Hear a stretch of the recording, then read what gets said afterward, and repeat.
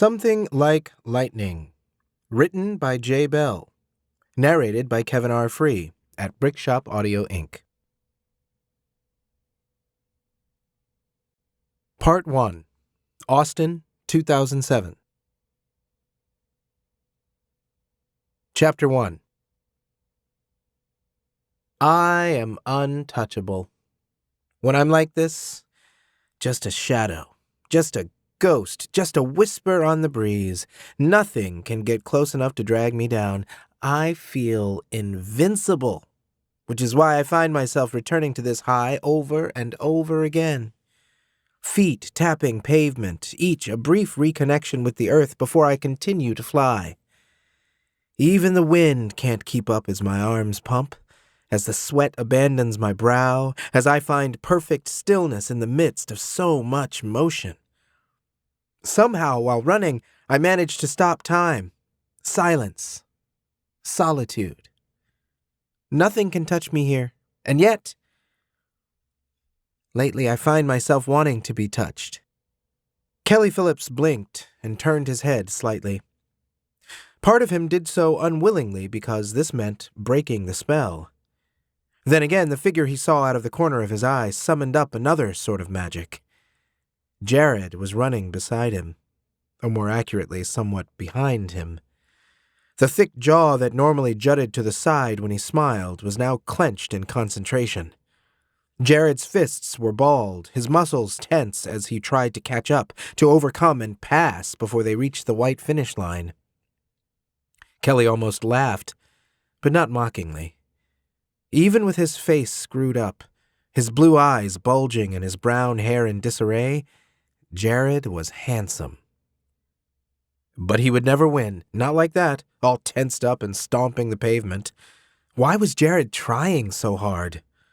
Running was akin to gliding across water, sliding between blades of air, letting the world fall behind and disappear. Kelly sighed. Time to come back down to earth. Keeping an eye on his friend, he slowed his pace, hating how heavy his legs felt as gravity took hold once more. Jared noticed the advantage and gave an extra burst of effort, but even then Kelly had to restrain himself lest he win the race. Jared reached the white line first, leapt over it, and spun around with an expression of exhilaration.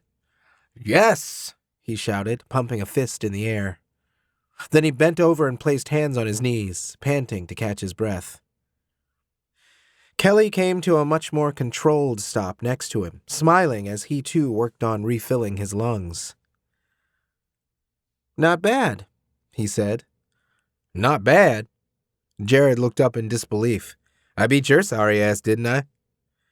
"This time," Kelly said. "Care for a rematch?" Jared panicked. "No. No way. We've trained enough, don't you think?" Kelly shrugged and glanced around at the empty track. Classes were over for the day, most students having wandered off to begin the weekend. The normally chaotic high school campus was now serene. With the oppressive heat of summer finally at an end, Kelly was happy to get his body sweating in a more enjoyable fashion. "We're done here," Jared said. "I've got it nailed anyway, right?" Kelly eyed him. "You need to loosen up. Let your arms and legs do what comes naturally instead of trying to control them." "What comes naturally to you," Jared said. After a pause, he added, "You let me win." Kelly fought down a smile. "You would have pulverized anyone else on this track. That's what counts." "Then I'm glad we're not competing." Jared grabbed the front of his shirt and started agitating the fabric back and forth to cool his chest. This sent a whiff of sweaty air to Kelly's nose, one that must have been filled with pheromones because it made him heady. "You're going to own this triathlon," he breathed. "There's no competition." Jared raised an eyebrow. "Only because you opted out. Not that I'm complaining." "I'm not much of a swimmer," Kelly said dismissively. "Neither am I. I've got biking down. You're right that no one is faster than us, but I'm still worried about the swimming part." Kelly scoffed. "How many times did you drag me to the pool this summer? I don't remember any lifeguards coming to your rescue, despite your best efforts. You mean when I pretended to drown? When you treaded water while shouting help a few times. Very convincing. Jared grinned. Seems smooth to me. It's not my fault she didn't take the bait. Kelly didn't smile in return. The lifeguard had been a 40-something blonde woman with ridiculously big breasts. A poor man's Pamela Anderson. He was pretty sure Jared hadn't found her attractive and was only trying to be funny, but even the idea that he could be straight had made Kelly jealous. Still did. Of course, Jared probably did like women. He certainly talked about them enough.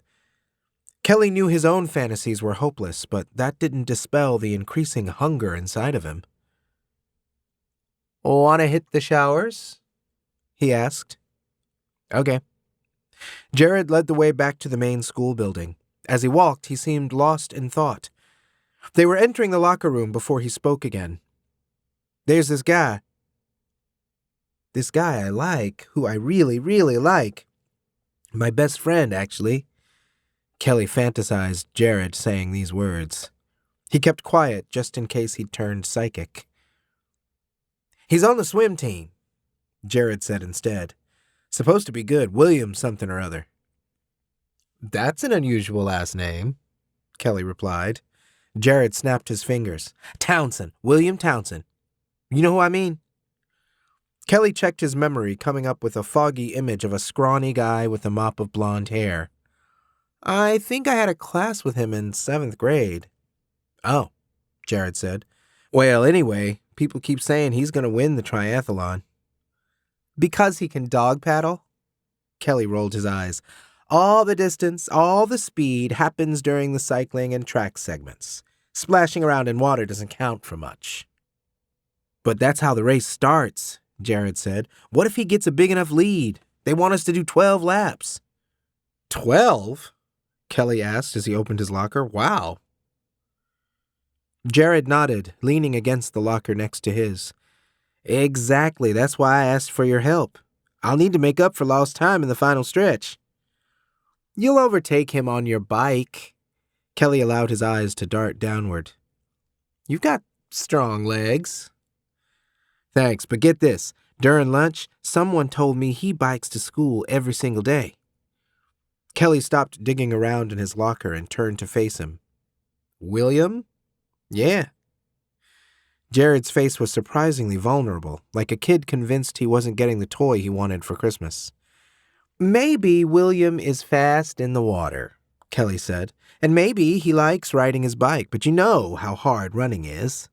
Remember when we first started out? How winded we'd get even over the shortest distance? Make it through the first segment of the triathlon and William will be a fish out of water. You'll breeze by him while he's floundering on the pavement." Jared grinned. "I want that trophy so fucking bad." Kelly smiled back. "It's already yours." Jared studied him a moment longer, slammed his fist against a locker, and nodded. "It's already mine."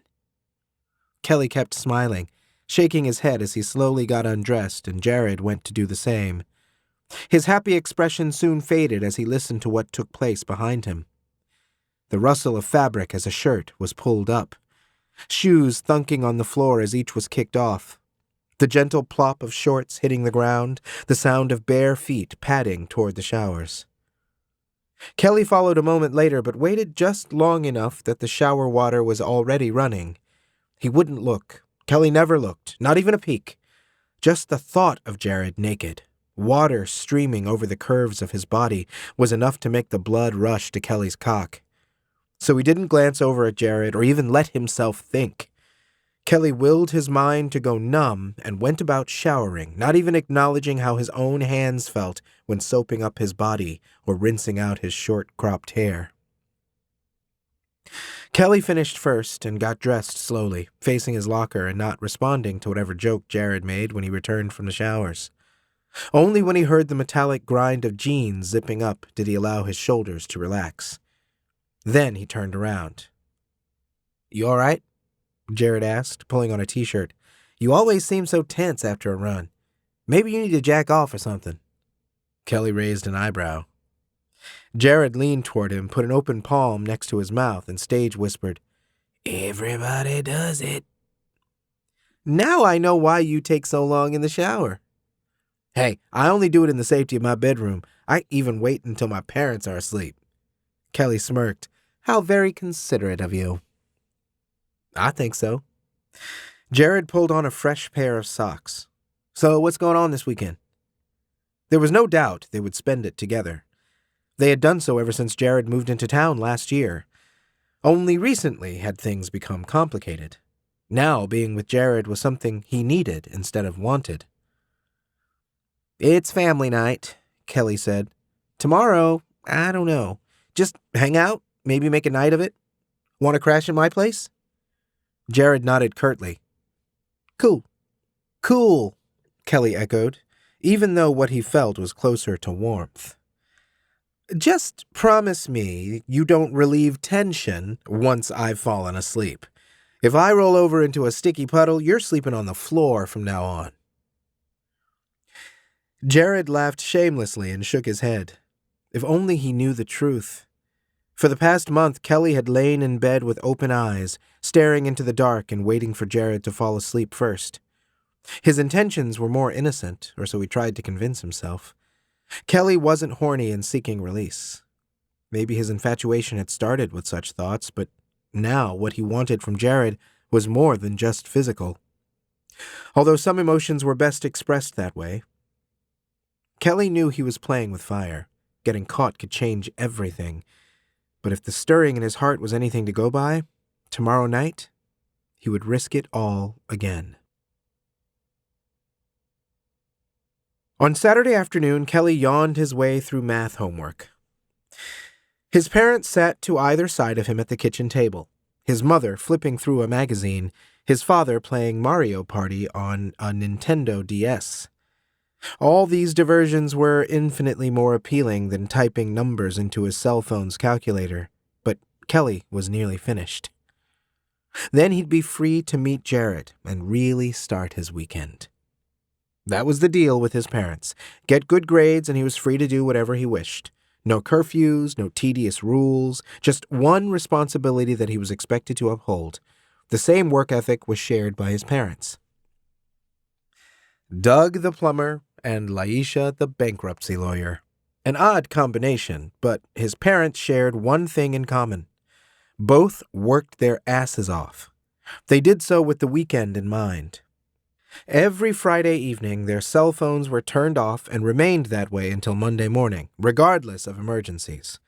His mother had an assistant to deal with such occurrences, and his father usually had a reliable apprentice or two. The focus of the weekend was spending time together. This began with a night out on Fridays. Kelly and his younger brother Royal weren't obligated to join in, but with their parents in high spirits and feeling generous, neither liked to miss out. Last night had been okay. They went to the cinema and watched Captain Jack Sparrow swagger around the screen, but all Kelly could think about was how much Jared gushed about the movie when he had seen it during the summer.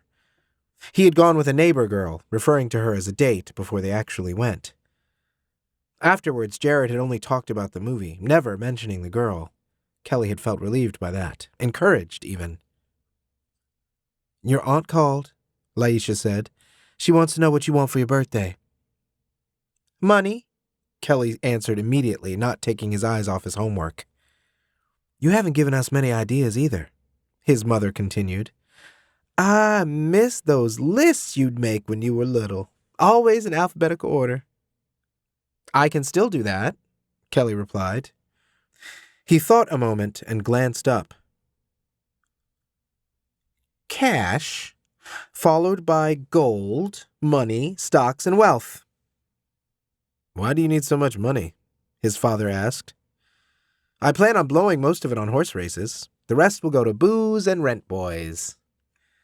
Doug paused his game and raised an eyebrow. "Rent boys?"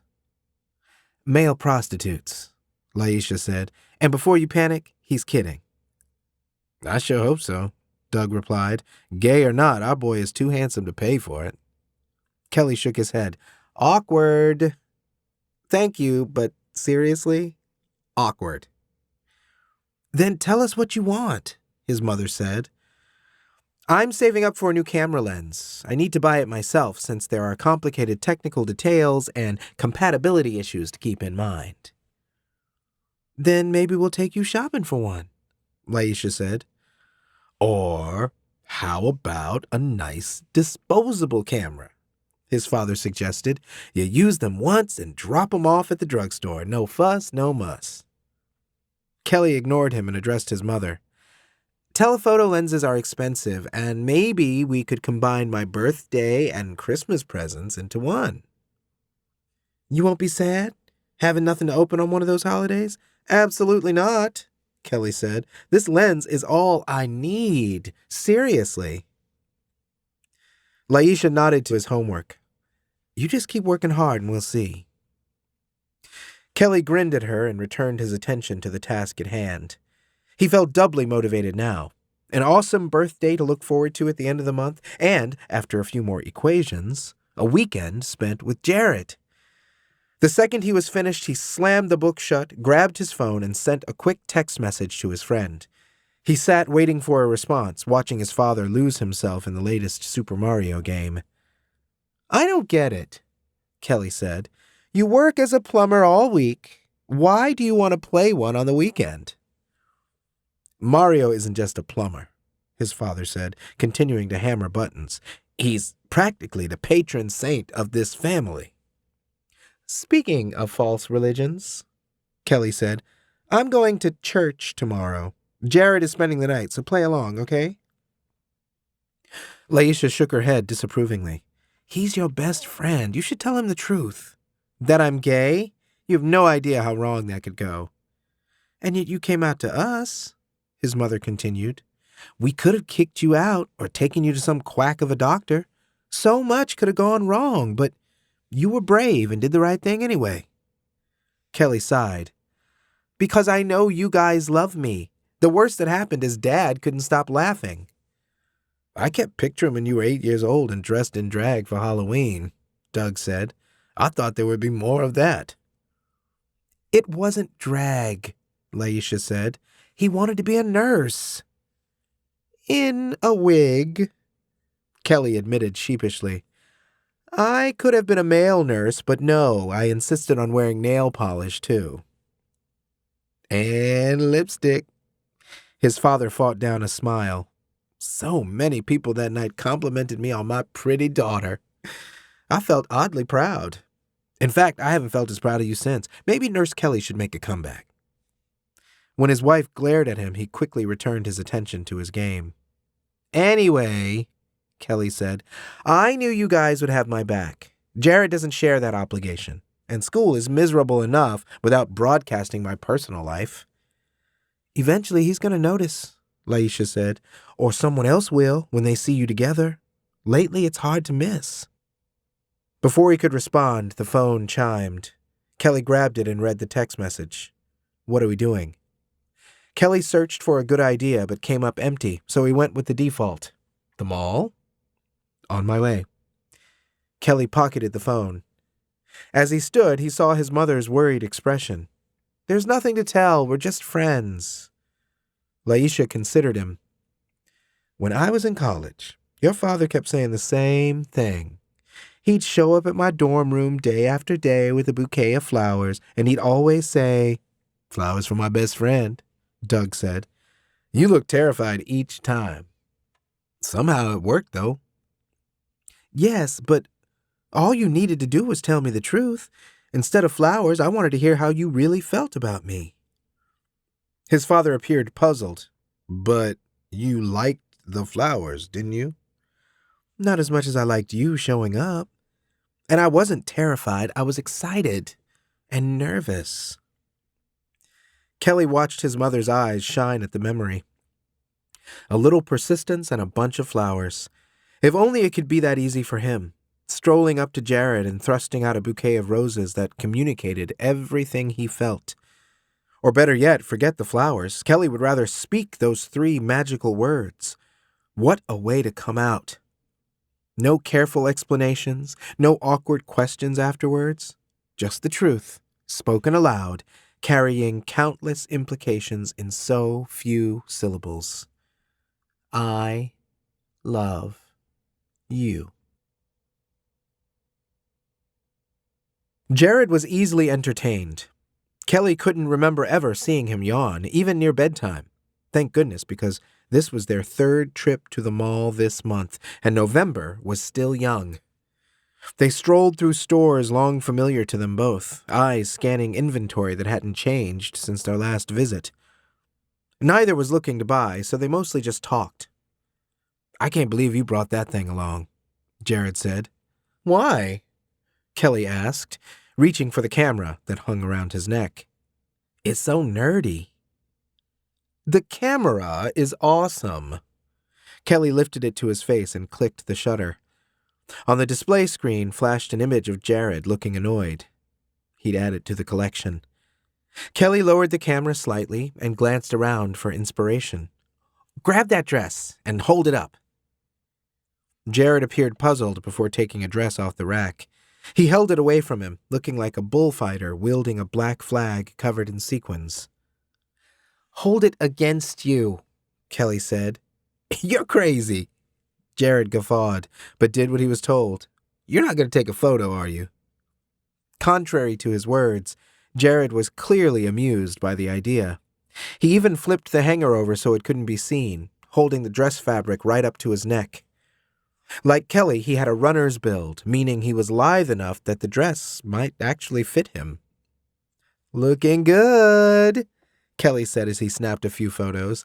"I think we might have found this season's top model." Jared jutted out his hip to appear more feminine. After a couple more photos, he reached for the camera. "Your turn." "Not a chance," Kelly said, taking a step back. "My drag days are firmly behind me." Jared snorted. "Just as well. You know you can't compete." "You're probably right." One of the sales clerks gave them the evil eye, so they put the dress back, left the store, and headed out to the mall corridor. Kelly flipped through preview images on the camera as they walked. One was a close-up of Jared's face, and for once he didn't look annoyed. Damn, that smile was gorgeous. "Stop messing with that thing," Jared hissed. Kelly glanced up at him, then followed his gaze to a group of girls coming toward them. Not wanting to embarrass his friend, he slung the camera around to his side where it stood out less. Jared started strutting just as the girls were passing, his head turning to follow them. Then he pretended an invisible force was dragging him backward like a hooked fish. After hopping on one foot a couple of times, he winked and resumed walking normally. The girls giggled. Kelly turned away from them with a grimace. Nothing confused him more than the fairer sex. Did their giggles mean they thought Jared was stupid? Were they mocking him? Or like Kelly, perhaps they found his antics more adorable than embarrassing. "You've got to work on your moves," Kelly said once the girls were out of earshot. "They liked me," Jared said, oozing confidence. "Besides, I didn't see you trying." "I let the ladies come to me." Kelly instantly hated himself for pretending. He should be brave like his mother kept insisting he was. Besides, what did he have to gain by playing straight? If Jared was interested in him, this little charade would send the wrong signal. Coming out would be more strategic. That way Jared could do the same, and they could finally admit the truth to each other. "Yeah, right," Kelly sighed. He already knew the truth. Jared was straight. There wasn't a chance in hell they could be together, but in the meantime, at least he could pretend. As long as he never gave Jared an opportunity to shoot him down, Kelly could keep dancing with his own delusions. "Sorry, man," Jared said, mistaking the reason for his exasperation. "I was only kidding. Besides, who am I to talk? When's the last time I got any action?" Kelly grinned. "When your cousin tried to kiss you." Jared winced. "Don't remind me." They both laughed, but as they kept walking, Kelly glanced over at Jared and wondered why his friend was always single. Sure, he had sort of a big nose, and his forehead was often a battleground for acne, but past these imperfections, he was downright fine. If the ladies couldn't see that, it was their loss. "Hey, we never go in there," Jared said, bumping against Kelly and forcing him to enter a store. A moment later, Kelly found himself surrounded by princesses, pirates, and animals wearing human expressions. Disneyland had come to Texas, or at least its gift shop had. He followed Jared, who picked up various items and made snarky comments. Kelly barely heard his words, amazed by the sheer amount of corporate propaganda stuffed into such a small space. He lifted his camera and took a few photos, feeling like a tourist at the actual theme park. When they circled back around to the entrance, a pile of stuffed animals caught his eye. Eeyore, the eternally depressed donkey from the Winnie the Pooh books. As a child, Kelly had always liked him best. Unlike the other maniacally grinning characters in children's stories, Eeyore seemed much more honest. With his big, fat back turned away from the world, he seemed to say, "Prepare yourself, kid. Life sure can suck sometimes." Here, the message was loud and clear. Eeyore, the stuffed animal, wasn't even allowed his individuality anymore, set among countless plush clones of himself. Adding insult to injury was the sign above him advertising 70% off the normal price. "We don't want him anymore," Kelly said, peering through the camera's viewfinder. "Take the miserable ass home with you." He snapped a couple photos and was steadying himself to take another when a concerned face filled the lens. An older man stood between them and the display, an open palm raised as if he were a celebrity trying to fend off paparazzi. "I'm sorry, but we don't allow photos." Kelly lowered the camera. "Why not?" "Company policy," the man said, hands still poised in the air. "It's just a bunch of stuffed animals," Jared replied. "No," the man corrected. "It's company property." "What if I bought one?" Kelly asked. "Then it would be my property and I could take photos of it all I wanted." The man hesitated. "That's correct." "So then why does it matter?" Kelly pressed. "If people can take photos of them at home, it's not like there's some big secret worth protecting. You can probably find hundreds of photos of these things on eBay right now." The man dropped his hand and glanced around helplessly. Then another idea must have occurred to him because he stood up straight and sniffed. "You can't take photos of the store," he said. "Company policy." Kelly snorted. "Trying to stop your competitors from stealing your amazing marketing secrets?" "Like putting sale items by the entrance," Jared said, "to lure in customers. Or how the cartoons playing at the back of the store get kids in the rest of the way, dragging their parents along with them. Or the impulse items near the cash register," Jared said. Kelly nudged him playfully. "Gosh, no one has ever thought of that before." The man glanced between them, his face turning red. Finally, he sputtered, "Do I need to call security?" "Don't bother," Kelly said. "We were just leaving." Before they went, he took one more photo, this time of the man's blood-flushed face.